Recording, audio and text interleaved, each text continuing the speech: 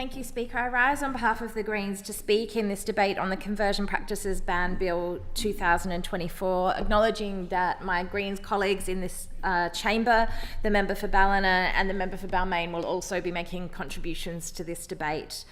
In alignment with the Greens' long-term commitment to championing the rights of the queer community, we absolutely support the ending of conversion practices in New South Wales.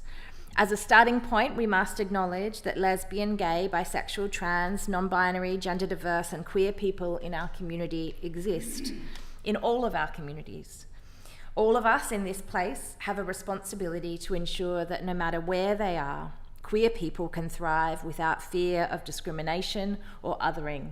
No matter what space they are in our communities, they deserve to feel recognised, to feel safe and to feel supported. But so long as conversion practices are still allowed in this state, all our efforts to act on this responsibility are undermined. Conversion practices are founded on the damaging falsehood that queer sexuality and gender diversity are orders that need to be treated. They are extremely harmful practices that masquerade as medical treatment or counselling. And grassroots activists and incredible LGBTIQA+ advocacy organisations, health organisations and human rights advocates have long pushed for these to be outlawed. Outlawing conversion practices in New South Wales is long overdue. Victoria, the ACT and New Zealand have all outlawed them, and Queensland has banned them within healthcare environments. It's time for New South Wales to catch up, and with this legislation here that we are debating in the chamber today, we are doing just that. There is serious but not an uncommon misconception that conversion practices are a thing of the past, something that happened in a bygone era that was less tolerant than ours. But let us be absolutely clear. Conversion practices are shamefully not confined to the history books of the past. They are still taking place today in communities across New South Wales. Today's conversion practices are varied, and their sinister nature is not always immediately apparent. Often, religious organisations will attempt to disguise their attempts to suppress or convert someone's sexuality or gender expression as a celibacy support group or counselling sessions that provide care to individuals. But make no mistake, there is absolutely nothing caring about these practices, and they can and do cause extensive social, psychological and physical harm. Equality Australia has reported that 4% of LGBTQIA+ Australians aged between 14 and 21 have experienced, and up to 10% are vulnerable to conversion practices. In 2022, there were at least 10 organisations publicly advertising conversion practices in Australia and New Zealand.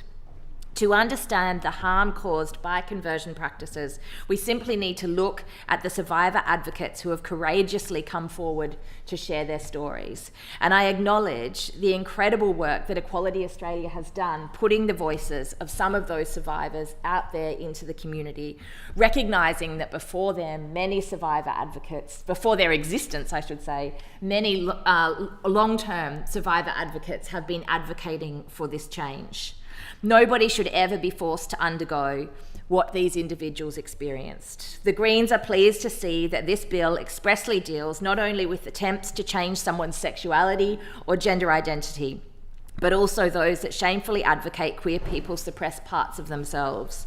In particular, the Greens welcome the bill's inclusion of protections for trans and gender diverse people.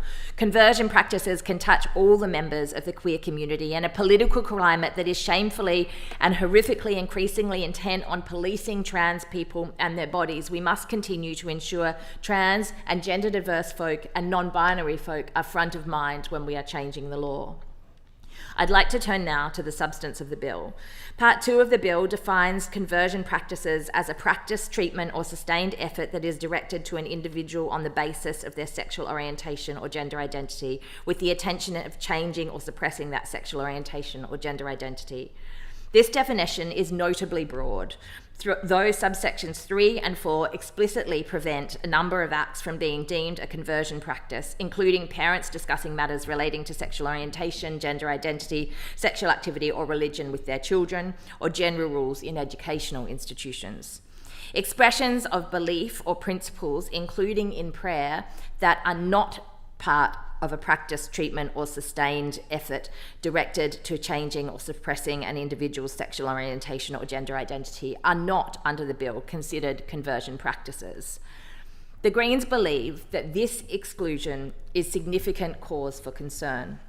We believe that the exclusions are too broad, given that survivors of conversion practices have stressed that homophobic or transphobic beliefs or principles expressed during sermons can cause the same harm as practices specifically directed at an individual.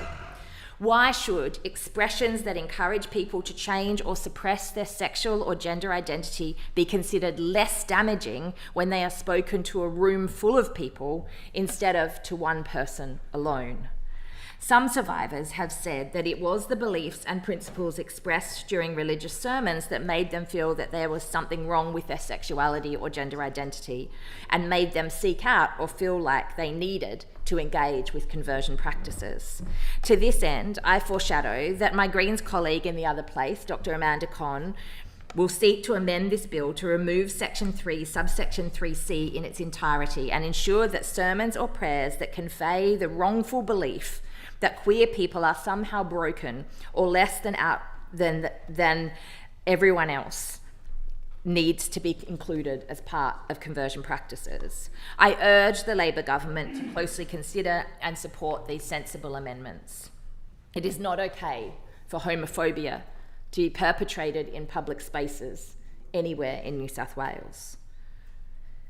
Part 3 of the bill creates new offences in relation to engaging in conversion practices that cause mental or physical harm and to taking individuals from New South Wales or engaging persons outside New South Wales for conversion practices. And Part 4 establishes a civil complaints scheme for individuals or representative bodies, meaning bodies that represent groups of individuals in New South Wales and has the primary objective of promoting the group's interests or welfare. Complaints must be made as a result of this legislation in writing and lodged with the President of the Anti-Discrimination Board in cases where a third party makes a complaint on behalf of an individual. The bill requires that the individual be specifically named. It does not set out a process whereby third parties can directly report a suspected conversion practice taking place. In Victoria and New Zealand, any third party who observes conversion practices or other high-risk situations taking place is able to report this to a civil scheme without explicitly identifying the affected individual. This also means that the responsibility for making a complaint does not rest on the survivor alone, a critical element. Accordingly, some survivors have advocated for a similar model here in New South Wales that allows any third party who observes conversion practices or high-risk situations to make a complaint, regardless of whether the individual survivor is named or not. This would enable harm to be stopped while an individual or group of individuals is undergoing conversion practices and would significantly empower the community to take timely action before significant harm may be inflicted. I note that Section 47 of the bill provides an alternate power for the Anti-Discrimination Board by resolution to carry out investigations on the basis of reports from a third party. However, this is not a clear entry point to the civil complaint scheme. Conversion practices are rooted in bigotry and discrimination, and banning such horrific acts is a welcome first step toward tackling these harmful attitudes head on. But what comes next is what matters the most, the step that must be followed by many more and subsequent steps as we go on to ensuring that support for survivors of conversion practices is adequate and that counselling and redress of harm is addressed and supported and funded. I want to acknowledge the incredible work of so many survivor advocates and organisations, experts and activists who have got us to this point. I want to acknowledge particularly the individuals who have spoken up and shared their stories, sometimes in whole books, sometimes in advocacy documents and open letters, sometimes through personal briefings to MPs and stories. We know that repeating those stories can add to the trauma that people have experienced, but we also know that repeating those stories are the most powerful way to get politicians to listen and to act. We cannot ignore the fact that New South Wales still holds some of the worst laws in the country for the LGBTIQA+ community. There is still much work to be done in this space, and the Greens reaffirm our commitment to work with the community and LGBTIQA+ organisations and activists until full equality without exception is realised.